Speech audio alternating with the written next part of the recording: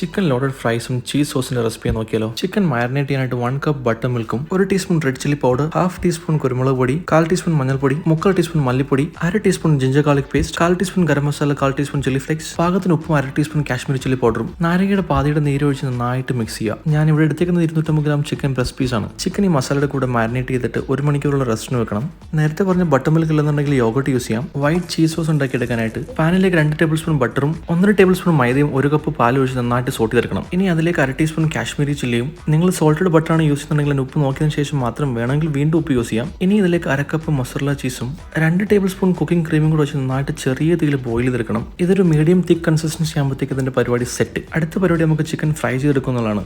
ആദ്യം ചിക്കന്റെ പീസ് എടുത്തിട്ട് മൈദയിലിട്ട് നന്നായിട്ട് കോട്ട് ചെയ്തെടുക്കണം. പിന്നെ ഇതുപോലെ ഒന്ന് കുടഞ്ഞെടുത്തിട്ട് ചിക്കന്റെ പീസ് ഒന്ന് വെള്ളത്തിലിട്ടെടുത്തിട്ട് ആദ്യം ചെയ്ത പോലെ ഒന്നുകൂടെ മൈദയിലിട്ട് കോട്ട് ചെയ്തെടുക്കണം. ഇനി ആ ചൂട എണ്ണയിലിട്ട് മീഡിയം ഫ്ലെയിമിൽ പൊരിച്ചെടുക്കണവനെ. ഇനി ബാക്കിയുള്ള കലാപരിപാടിയിലേക്ക് നീങ്ങാം. ഫ്രൈ ചെയ്ത് വെച്ച ചിക്കൻ ചെറുതായിട്ട് ഇതുപോലെ ഒന്ന് അരിഞ്ഞെടുക്കണം. എന്നിട്ടൊരു ബൗളിൽ ആദ്യം ഫ്രഞ്ച് ഫ്രൈസ് വെച്ചിട്ട് അതിന്റെ മുകളിലൂടെ ചെറുതായ ചിക്കൻ വെച്ച് ഇനി ഇതിന്റെ മുകളിലൂടെ നമ്മൾ ഉണ്ടാക്കിയെടുത്ത വൈറ്റ് ചീസ് സോസ് ഒഴിച്ച് ഇതിന്റെ കൂടെ തന്നെ മയണൈസ് ടൊമാറ്റോ കെച്ചപ്പ് സ്പ്രെഡ് ചെയ്ത് കൊടുത്തിട്ട് ഇങ്ങനെ ഒന്ന് കഴിച്ചാൽ